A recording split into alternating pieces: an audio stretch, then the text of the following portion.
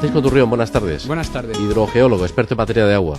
Buenas tardes. Que ya lleva mucho tiempo hablándonos, porque aquí lo tuvimos en la ventana una vez, hablándonos de una riqueza que tenemos en el subsuelo, que son las aguas subterráneas. Tenemos unas reservas de aguas subterráneas en lo que es la cuenca del Segura, parece ser que bastante importantes, ¿no? Pues sí, bastante importantes.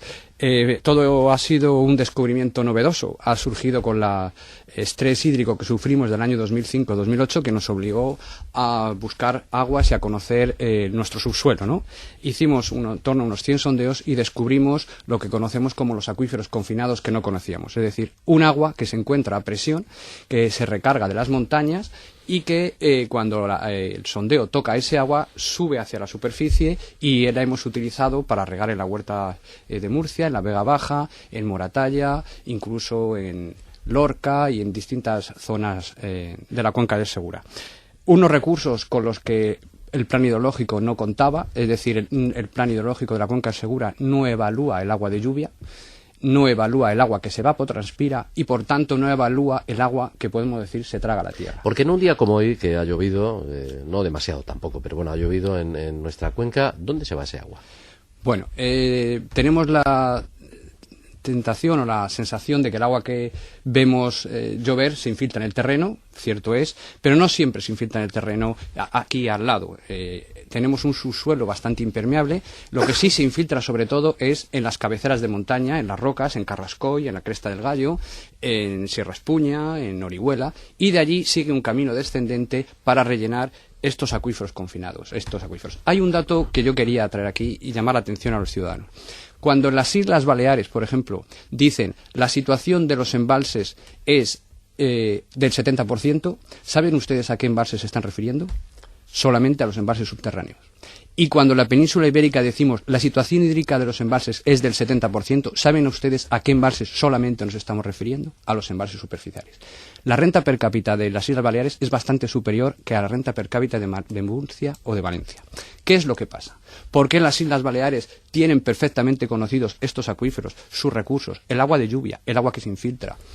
Y la utilizan, y lo tienen modelizado, y la utilizan de forma sostenible, y nosotros aquí no lo conocemos, no damos ni siquiera esa estadística, esos datos. Pues desde mi punto de vista, por una cosa muy sencilla, es que en Baleares nunca ven un trasvase, ni norte-sur, ni este-oeste. Es decir, ellos con lo que tienen, se tienen que apañar, y han podido conocer y evaluar sus recursos. De todas maneras, yo algún trasvase sí que he visto en Baleares, porque en Palma de Mallorca he estado y he visto cómo llegaban, cómo llegaban los barcos de Barcelona con agua para beber. En la época de Borrell creo que también, estamos hablando del año 95. No, pero que sí que es curioso, es utilizable y rentable obtener ese agua para regadío, porque sí. Aquí lo que siempre ha preocupado, y sobre todo la comparativa con lo del agua desalada, es que el agua lo ha dicho ahora Claver, precisamente. Bueno, claro, puede ser muy cara y... Mire usted, ahora mismo en Murcia, debajo de Murcia, nosotros estamos pagando para quitarnos el agua de encima.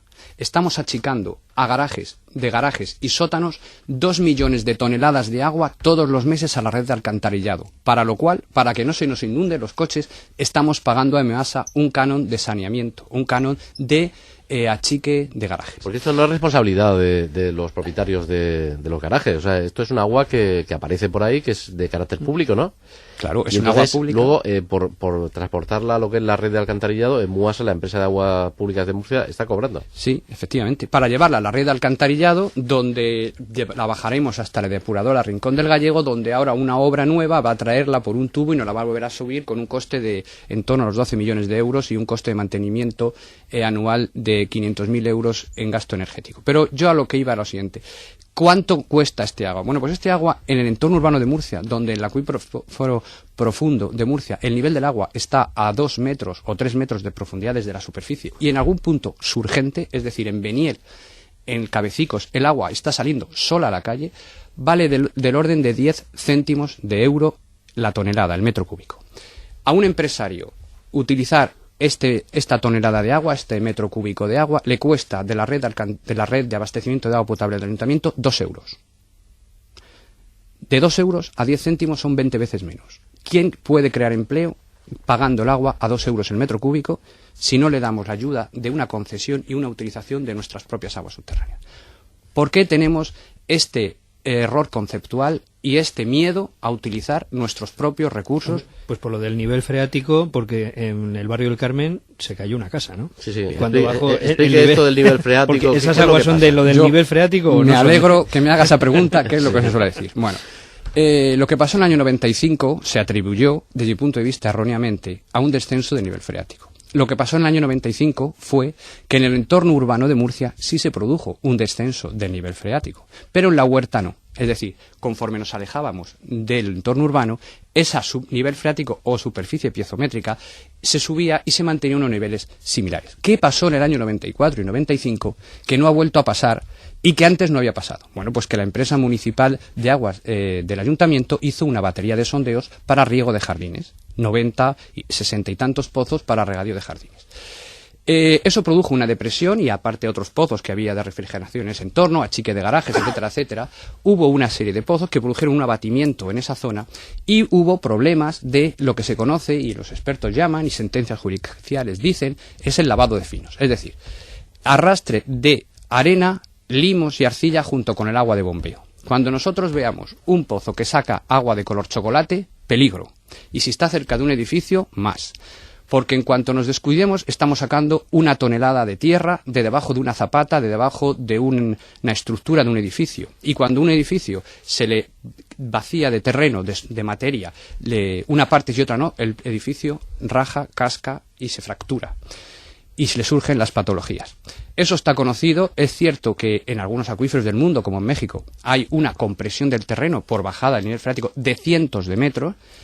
Y hay otro colapso de terreno por el lavado de finos y por los suelos colapsables. Es decir, cuando yo tengo agua debajo a presión, que es el caso de Murcia, el primer nivel de gravas que tenemos, yo lo pincho y sube, y cuando yo bombeo ese agua, al ya el agua estar a presión de por sí y yo bombear con ella de forma inadecuada, lo que me hago es que arrastro limos y arcillas. Y ese terreno que yo traigo, esa masa es la que descalza o puede producir daños en edificios. Eso está escrito en diferentes autores y yo pues lo he comentado. De todas las maneras, yo sí que conozco a gente de la huerta alrededor de Murcia que sí que han pinchado y han sacado agua que tradicionalmente se decía, bueno, es que está ahí y ya está, pero vamos, esto no se puede hacer de manera generalizada, es decir, va en contra de la ley. Bueno, ¿no? uno a lo mejor no es mucho, pero cuando ya todos se ponen a sacar agua... Lo haga quien lo haga, o sea, el uso del agua entiendo que es de todos, por lo tanto ha de estar controlado. Sí, efectivamente. Yo lo que estoy hablando es de los pozos de sequía que hizo el Estado, que hizo el Gobierno, una batería de sondeos estratégicos administrados por el Estado, gestionados por el Estado y sabiendo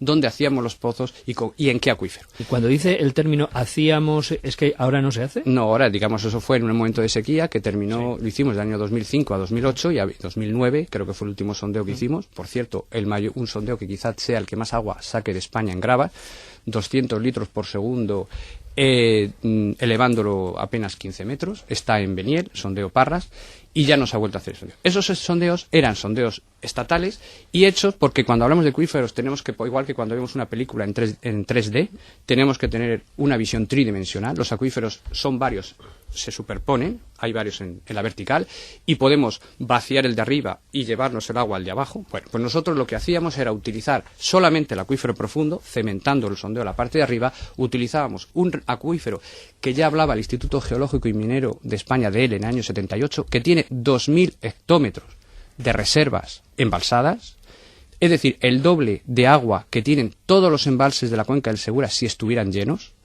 De todos los embalses Segura superficiales tienen 1.000 hectómetros. Este embalse, que va desde la contraparada hasta más abajo de Orihuela, tiene embalsados 2.000 hectómetros. Y a él le entran todos los años del orden de 100 hectómetros. Lo importante no es lo que tenga, sino cómo se recupera, ¿no? Efectivamente. Rapidísimamente hasta el punto que está, digamos, saliendo o rebosando por los garajes y sótanos de Murcia. ¿Y se podría utilizar todo esto de manera regulada, controlada, para riego? Por supuesto. Pero no solo eso, es que nosotros lo que debemos hacer es cambiar nuestra óptica de visión del plan hidrológico. O sea, nosotros tenemos que hacer un plan hidrológico que sea científico, que no parta de dogmas de fe ni de presupuestos que no tengan demostración científica. El plan hidrológico, de mi punto de vista, parte de un error básico y de eso radica todo. Dice que toda el agua subterránea que tenemos en la cuenca del Segura baja por el río Segura. Se drena de fuentes y manantiales al río y en el propio caudal del río Segura ya viene el agua subterránea. Eso es el 60% del río Segura, del caudal, es agua subterránea. Bueno, este error está, por supuesto, superado y demostrado por el Servicio Geológico de Estados Unidos, que lo explica para los niños cuál es el ciclo hidrológico del agua, que ahora lo explicaré, pero ya desde 1878, un académico de la Real Academia de las Artes y las Ciencias de Barcelona, don Silvino Tosi Codina, presidente de esa Real Academia, ya lo explicaba en el libro maravilloso que se llama El agua en la tierra. Y este señor decía que el agua subterránea llega a dos caminos. Un camino, que es la que se infiltra y se drenan fuentes, manantiales y va al río, esa es la que tenemos contabilizada, pero hay otra agua subterránea que se infiltra en las montañas y lleva un camino profundo, entra por simas, cuevas, no tiene ninguna relación con los cauces superficiales y se va al mar o se queda confinada en los acuíferos. Bien, es de este agua de la que estamos hablando, que son los acuíferos confinados. Esto no está contemplado en el plan hidrológico. El plan hidrológico, como no evalúa el agua que llueve, como no evalúa el agua que se evapotranspira, no evalúa la resta, el agua que se traga la tierra. Es decir, es como si yo dijera cuáles son mis ingresos, contara solo de mi nómina las horas extraordinarias, contara las dietas, contara el kilometraje y los pluses, pero no contara el sueldo base. No, vamos a ver, en la entrada tenemos que contar todo. En el ciclo de una cuenca tenemos que empezar por el principio, lo que llueve. Y de lo que llueve tenemos que saber qué se evapotranspira. Y de lo que nos queda, qué se va por el río, que son 1000 hectómetros, en nuestro caso. Y del resto, cuánta agua queda que no controlamos. En nuestro caso son 550 hectómetros cúbicos. Es decir, nosotros en la cuenca del Segura tenemos nuestros 550 hectómetros cúbicos con lo que no contábamos. Eso es muy importante. Es prácticamente un poco lo que es el déficit de cuenca, que se llama, ¿no? Efectivamente. Es decir, si hiciéramos bien las cuentas, desde mi punto de vista, no tendríamos déficit. ¿Pero qué pasa en los años que llueve menos? Porque, claro, esta agua viene de las montañas, se infiltra en el acuífero. Habrá años que tengamos menos agua. Efectivamente, pero estamos hablando de grandes reservorios de agua. Es decir, estamos hablando de hasta 400 y 500 metros de profundidad de agua a presión. Ojo, quiero explicar bien, no estamos hablando de aguas fósiles. Son aguas que todos los años se renuevan y se recargan. Fíjese, nosotros aquí en la Huerta de Murcia, en los años de sequía, sacamos 60 millones de metros cúbicos en un año, en un verano, de abril a octubre. En octubre, 2 meses después, los niveles estaban como si no hubiéramos hecho nada. Es decir, si yo con un caldero saco agua de una piscina de un crío pequeño, yo notaré que la vacío. Pero si yo saco un caldero de agua de una piscina olímpica, es muy difícil saber el agua que he sacado. Bueno, pues estamos hablando de unas órdenes de magnitud que no concebimos todavía. Pero los que lo hemos visto en el campo, los que tampoco lo concebíamos, los que no lo habíamos visto, lo que no nos lo creíamos, pero cuando lo perforamos, cuando estuvimos delante y a pie de obra de 100 sondeos, viendo cosas que no habíamos visto, es decir, atravesar en Cieza 400 metros de marga secas y decir, esto no tiene agua, hacer 5 metros más y tocar esa agua y subir y situarse a 50 metros de la calle, es decir, haber bajado por debajo del nivel del mar varios centenares de metros y luego tener el agua a otro centenar de metros por encima del nivel del mar, dijimos, oiga, esto es una cosa seria. Esto el consejero Cerdá lo conoce, sí, porque él es científico, sí, y habrá que ponerse en marcha con él, ¿no? Porque yo se lo explicaría cuando él quiera. Yo creo que sí lo conoce, de hecho él forma parte... Es un conocido científico murciano, aparte de la parte política. Del CEBA, sí. Él ha formado parte de la Junta de Gobierno de la Confederación, donde se han tratado todos los temas de los pozos de sequía. Yo he hecho informes para la Junta de Gobierno que él ha tenido y todavía no conozco nada que haya puesto contradicho o discutido, ¿no? Yo sé que esto que estoy diciendo puede ser... Es que ¿dónde está la dificultad, entonces, para utilizar todo ello? Bueno, es que todo parte de lo que estábamos diciendo. Es que nosotros llevamos 30 años viviendo, mirando al trasvase Tajo Segura, mirando a otro sitio. Es decir, llevamos mucho tiempo apuntalando y justificando y manteniendo un trasvase, cosa que es lógica. Pero, claro, no estamos como en el caso de Baleares. Es decir, no es cuando yo a mi hijo le digo, toma, 100 euros para todo el mes y tú tienes que buscarte el bonobús, esto y esto, a mi hijo le sobra dinero. Pero si a mi hijo le digo, toma dinero y si te acaba me pides, yo estoy seguro que mi hijo va a decir, papá, me falta.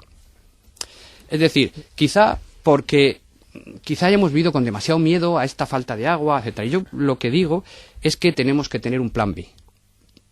Tenemos que conocer, creo que es como hacen en Estados Unidos, es decir, conocer el ciclo del agua en su integridad, es decir, cuánto llueve la cuenca Segura y cuánto se evapotranspira. Eso es discutible. El plan hidrológico no puede empezar en la página 50, tiene que empezar del principio. Y lo podremos discutir y podemos decir si se evapora el 70%, el 65%. Pero tenemos que saber cuánta agua se traga la tierra, porque los acuíferos confinados los hemos visto, los hemos tocado. hemos sacado agua. En Lorca, le pongo un ejemplo. En Lorca hay 2 acuíferos. El superficial, que está sobreexplotado de los años 70 o años 80, y que es el que tenemos declarado sobreexplotado, que podemos decir fósil, se escurre en el de abajo, y uno de abajo que tiene agua potable, que están utilizando en Puerto Lumbreras para regar claveles, concretamente además una empresa holandesa que los exporta. Agua potable en el Alto Guadentín, entre Puerto Lumbreras y Lorca. De calidad. Agua de calidad, estupendamente. Claro, como ese acuífero no lo tenemos definido, cuando algún científico ve desde un satélite o cree ver que hay una zona redonda que se subside o que cree que se ha hundido y que ha habido una subsidencia, cosa que nadie ve, y como tiene datos del acuífero de arriba que estaba sobreexplotado de hace no sé cuánto, dice, pues esto se deberá a la sobreexplotación de arriba, a la sobreexplotación del acuífero superior. En el blog que comentábamos, las aguas subterráneas de Murcia, su mayor tesoro, www.franciscoturren.com, he puesto 2 vídeos de cómo se ve el agua trasvasarse desde el acuífero de arriba a través de un sondeo, caer en catarata, en cascada, al acuífero de abajo. Eso no lo tenemos contabilizado, no lo sabemos.